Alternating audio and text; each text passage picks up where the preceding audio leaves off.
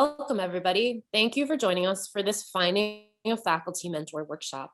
I'm Kate McPherson. I'm Senior Academic Advisor here at CUNY BA, and I'm joined by my colleague, Rafal Zarofsky.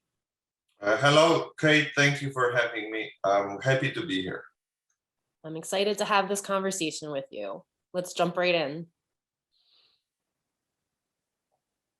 Okay.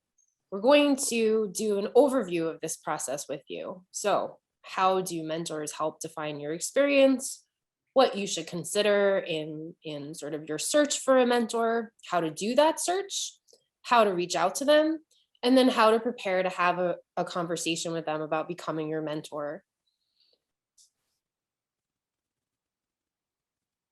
But let's start with the most important question first. Why it's so important to have a mentor? And we believe in CUNY BA that it's impossible to succeed in today's world, whether in academia or professional life, without having a mentor, without somebody having your back. So in CUNY BA, students embark on this amazing adventure of developing their own curriculum. But you won't be doing that on your own, but through a collaboration with a faculty mentor, who is an expert in a discipline related to your area of concentration. So among other benefits of having a mentor is this in-depth academic and professional guidance, collaboration on shared projects, maybe doing an independent study together or having a mentor supervise an internship. And at the end, having a strong recommendation based on what you guys did together. Kate, do you have anything to add? No, that was just perfect. Okay, so what you should be thinking about as you're beginning to consider this relationship.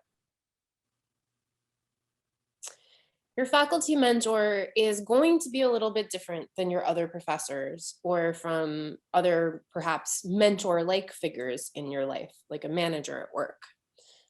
And they're going to be different from us as your academic advisors. So our role here is to help you keep track of the big picture of your degree requirements and of your time in the program. Whereas your faculty mentor's role is really to help you develop your individualized curriculum that is your area or areas of concentration. So you're going to find that I just totally blanked. I'm sorry, guys. All right, so I'll take over really quickly.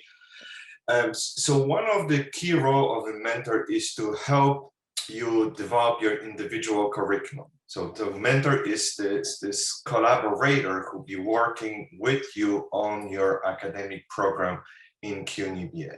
And just to quickly answer that question, how are mentors different than your professors or managers?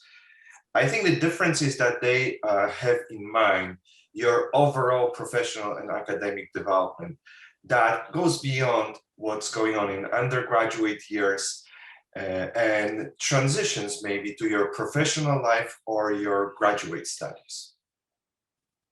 And back to you, Kate.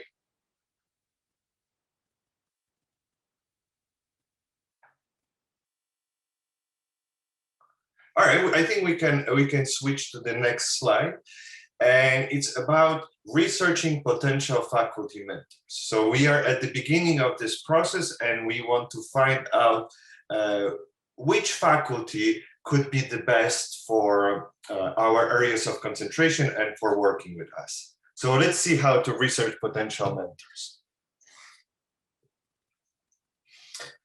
So number one, what we like to emphasize is that so Kate is back, and Kate, tell us what are the best ways of researching potential mentors?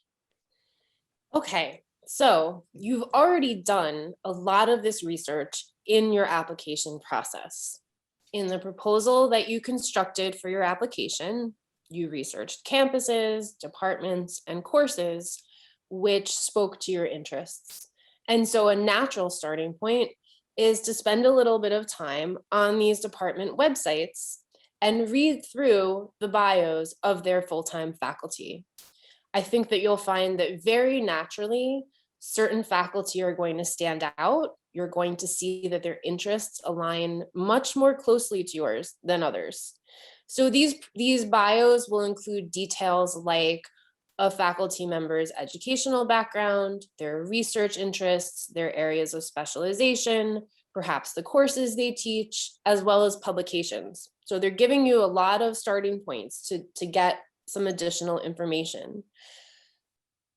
You can also look for professional pages. So some faculty have their own websites, others create profiles on sites like academia.edu or LinkedIn.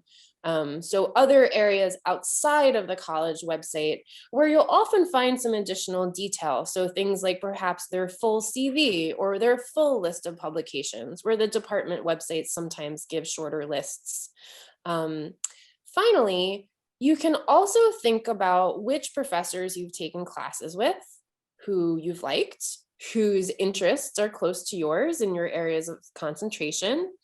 And sometimes these will be full-time faculty, which means that they may be a great starting point to approach and have a conversation about mentoring. Or they may be adjuncts, in which case I would say that they are also really well suited to have this conversation, except that you would be asking them to make recommendations of full-time faculty in your field who they think might be a good match for you. Rafal, do you have some suggestions to add here? No, just a quick comment. Now, as I'm thinking, what should be the first and primary criteria for choosing a mentor? And I would say that needs to be a shared interest.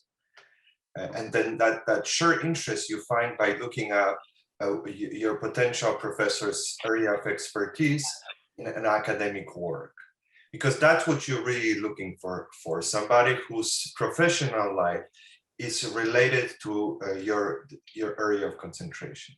And the more overlapping there will be, the better the relationship will be, in my opinion. Yep. I think it's also worth defining here who qualifies as a faculty mentor. So we are looking for your mentor to be a full-time faculty member somewhere in the CUNY system. They don't, however, need to be at your home college. They can be at a community college, at a senior college, or even at the graduate center. And I think that there are also sort of two approaches in terms of how specifically related their interests are to your area of concentration. Many students choose a mentor who is a generalist of sorts. So if you're doing a psychology-based area of concentration, technically speaking, any psychology professor should be an appropriate mentor. In reality, I think most students want someone whose specialization is a little bit more closely aligned with theirs. So we may have a student doing a branch of social psychology, and obviously it would make sense to find a social psychologist as a mentor. Some students will stop there, and others will drill down much, much more closely to get someone much kind of more specifically attached to their interests. So perhaps your interest is sociology of family and childhood. And so a student may start with a sociology professor, they may choose someone who does work on the family, or they may drill down and find someone who does work really specifically on children within the family structure.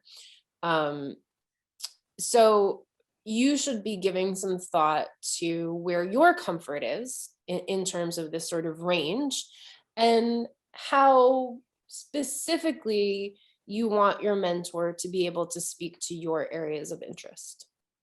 One of the most common questions that we get here around this topic is when students mention that they only or for most of the time been interacting with adjuncts, with part-time adjuncts, and how would they find a mentor if adjuncts cannot perform their role? But I say that's nothing wrong with that. You could have adjuncts as your unofficial mentors. You can ask them questions, but they also, I think, are a great resource in recommending you the more senior colleagues, because they know what's going on in the departments, they know very well what's going on in the fields, and they have the ear close to the ground about what's going on in the college. So please do ask adjuncts. They cannot serve as mentors, but they'll be great in recommending full-time faculty. And one of the very useful tools in preparing for a conversation with a potential mentor or with a faculty is this database called CUNY Global Search. A very important feature of it is that it allows to search across the university. It does not narrow you down to only one school, but you're able to select all the campuses that are part of CUNY. And the next step is like you would have to narrow your search to a discipline, but you can search that discipline across all the different campuses. That is unlike the search engine built into CUNY First that forces you to look for courses or look for what departments are offering, but within the school that you select, within your home school or the school that you pick. So we believe that CUNY Global Search offers kind of a window or an opportunity to look across the university, to look what's offered outside your home school. One additional advantage of CUNY Global Search or the search engine built into CUNY First is that these databases offer real-time information, what is actually offered in the upcoming semester, the one in progress, and the one that passed.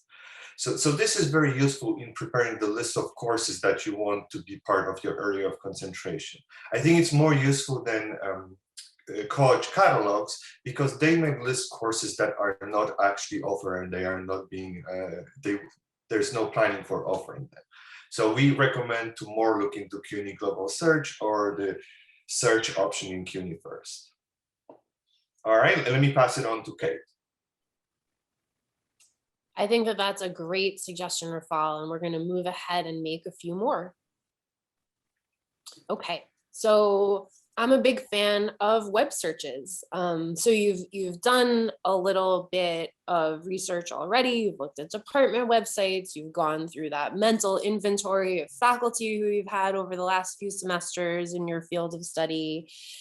And you've taken a look at global search and you want more information. So like I mentioned earlier, there are sites outside of the colleges where you're going to find that professors have footprints, right? They have profiles, they have bios, they have their resume and their CV uploaded. And so that may be LinkedIn, it may be academia.edu or a related site.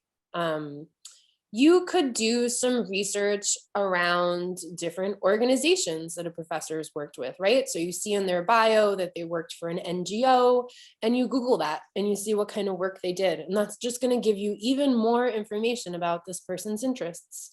You could look for their publications or other work that they've done, perhaps presentations that they've given at conferences and the like.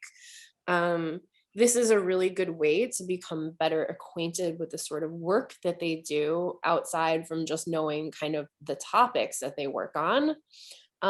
Keyword searches can be fantastic, particularly if you have a relatively specific interest. So let's say cybersecurity is what you're interested in. Do a Google search about cybersecurity in CUNY and see what kind of names come up. I think in almost every field, this is a really useful way to sort of surface a list of faculty who might do work related to what you're interested in. The other thing that might yield is it might bring up some results in departments that you weren't considering. And so sometimes there are faculty in related fields that are going to have expertise that's going to be valuable to you. You can also think about building a list of faculty, right? And sort of thinking about how which faculty work together, how they're connected. This is an area, again, where I think adjuncts are really valuable. Many of them are really in your shoes. They're graduate students. They too need to kind of construct a team, which will guide them through the latter parts of their PhD programs and their dissertations. And so they're going to be really sympathetic to this, and they're really well positioned to know who else is doing work in their field.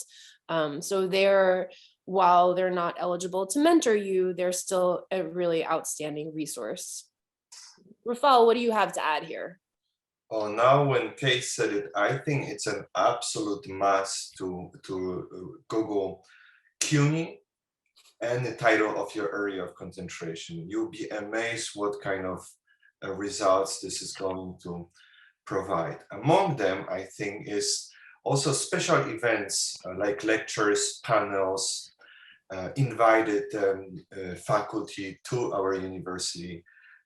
That could be another source of a list of potential faculty, and I think it's a great resource, and it's absolute must to Google CUNY and the title of your concentration. I second that.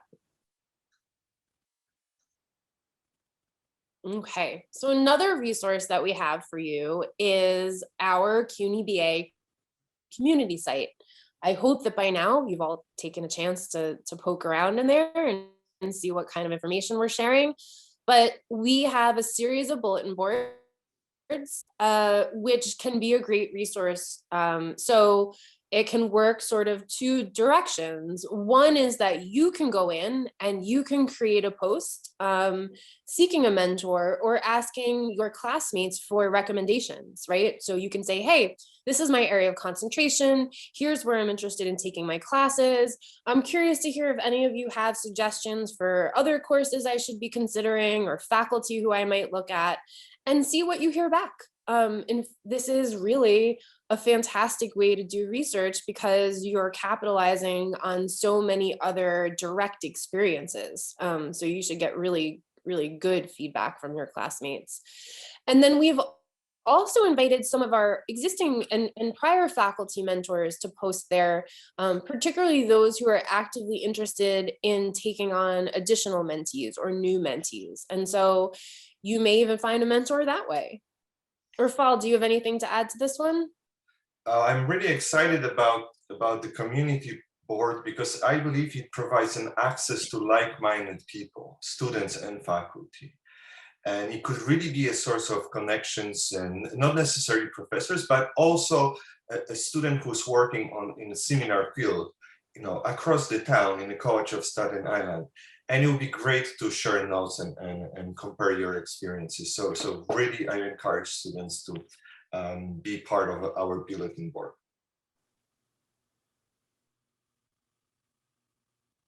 Okay, so I think that you can never go wrong asking your friends, right? It's just what we were saying. Ask your classmates, ask around. Does anyone know the professors that you're looking at? Have they had experiences with them? To this end, while it's not something that we would rely very heavily on, you might want to take a quick look at something like Rate My Professor, just to get a general idea of how students typically feel about this person. It's really important that you feel comfortable with the faculty mentor that you select. So comfortable in your communications with them, comfortable approaching them, and comfortable with the sort of advice and guidance that they're offering you. And so some of that is kind of personal. And I think that this is a great way to maybe add a layer to your research, right? So getting kind of individualized personal feedback about someone if possible, and also looking at these sort of less formal sites as a way to get an idea of what other students think about them. Rafal, do you have something to add to this one? No, I think this is, you covered it very well. We can move on to the next one. Great. Okay, so now once you have this desired professor or a faculty that you would like to work with, we're going to talk a little bit how to reach out to them and set up that initial meeting. So let's see what are some ways of researching, what are some ways of reaching out to faculty. So we recommend sending an informational email, but the key about that communication is that it should be short and sweet. Please remember that the function of that initial email is to only get your foot in the door. The more of a heavy lifting and explaining what is that you're actually doing and what you're trying to accomplish intellectually, academically, maybe after school, will come later. The initial meeting needs to be short and to the point. So please also be prepared that the faculty, if there's not going to be a meeting, but you will face your professor but you will meet your professor face to face or potential mentor, please be prepared that you may also need to kind of do an elevator pitch within 3 or 4 sentences, just like that for initial or informational email. So in that elevator pitch, you may be required to explain everything about what you do in 3 or 4 sentences, and maybe explain really briefly about CUNY BA, what is that we do over here, in case your professors never heard about the program. And finally, we are encouraging you to utilize office hours. All faculty, all teaching faculty are required to have office hours. And I think they're happy to see students when they have time for it. And that's really great research on the campus to be able to see the professor, and that professor is waiting for you. Kate, do you have anything to add? Yeah, I think that that's all excellent advice. The way I always pitch this to students is brief introductory email. This is who I am. This is what I'm interested in doing. Can we meet during office hours? So that you're direct, you're polite. This should be relatively formal, and not wasting time with too many extraneous details. I think that meeting is really where you're going to get into greater depth. So we'll show you in just a moment a sample email that we've put together for you to use as a template. But I'll also add here that you might take a look at our mentor handbook, which is on the website, which is a really useful document, both for students and for faculty mentors. So it's going to give a really great overview of the program, as well as really detailed discussion of what the role of a faculty mentor is and what the requirements are for an area of concentration. This is a good stage for you to start reflecting on that, so that when you hear back from this person and you schedule your meeting, I think one of the things you're going to assess is whether or not they're already familiar with CUNY BA, and whether or not that's going to be part of this initial conversation, right? Are you just making a pitch for why they should work with you and help you with this cool area of concentration? Or is there an extra layer to that, which is that they're not familiar with the program, or perhaps haven't mentored before and have a general idea of the program, but not intimate knowledge of what it means to be a faculty mentor? So let's take a look at this email. And you'll see it's really just exactly what Rafal and I presented. So introducing who you are, that you are a CUNY BA student, and what it is you're hoping to study. You're identifying a connection here, right? What is it about this professor's research or interests or something else about them that is sparking your interests? And then the ask to meet. Oftentimes, I don't even encourage students to include the fact that they're CUNY BA. It's not really necessary, but it's certainly fine to do that here. I think you can consider whether or not that's an element you want to introduce. Rafal, do you want to talk a little bit about this or make some suggestions? I just want to bring to everybody's attention that paragraph in the middle, which I believe is very important. This is where you kind of mention to the professor that you're interested in what they do. So I think it's very important to flatter the faculty or kind of make them intrigued with the fact that you pay attention what they are working on professionally, you're interested in it, and that you're the audience of the academic output. I am really sure that this is going to kind of make them read your email and be interested in having that meeting. Great. Okay, the next slide is about preparing for that first meeting. So we are kind of assuming that the response to your initial email came positive. The potential faculty wants to meet. We want to spend the next few minutes on discussing what you should bring or what you should prepare.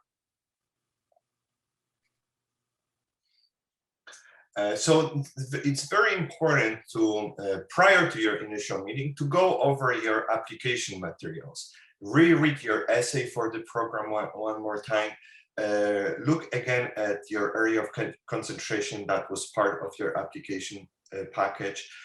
So you kind of hear yourself again speaking about what you want to do in CUNY BA.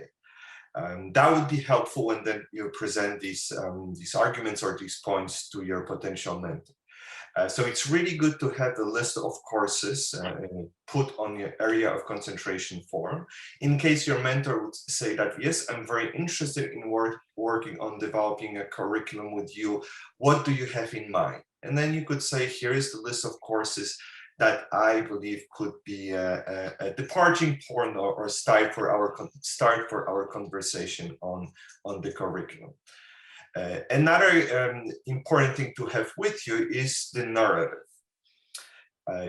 Kate also mentioned that it's very good to have a link or a printed copy of faculty mentor handbook, because some mentors get really involved and really engaged, and they are asking us what else can they do, how they can help, what is expected from them, and that handbook provides all that information. So we believe that all these resources or all this information would help you structure your conversation with the mentor and help both of you focus on substance and discussing like how that relationship in CUNY BA and how that collaboration on developing curriculum would look like. And I think we have one more slide. It's about the narrative. So narrative is that document that goes together with the area of concentration, and it explains in writing in an essay format of what you're trying to achieve with the courses and the title proposed on the AOC form. So it's great to do it. Please remember that it doesn't have to be a very extensive piece of writing. The answers could be short, or they could be a little bit longer depending on your preference. But it's great if a mentor could look at your narrative as well. Kate, do you have anything to add about the materials that students should prepare for that first meeting with a potential mentor? No, I think you did a good job. You know, you're really, what Rafal said, you're sort of taking a look back at your application. I think many of you may have perhaps updated or revised your approaches after the application process, after your admissions appointment. Some of you may even have some time in the program under your belts. And so, you know, you may be revisiting those documents and also sort of updated versions of them.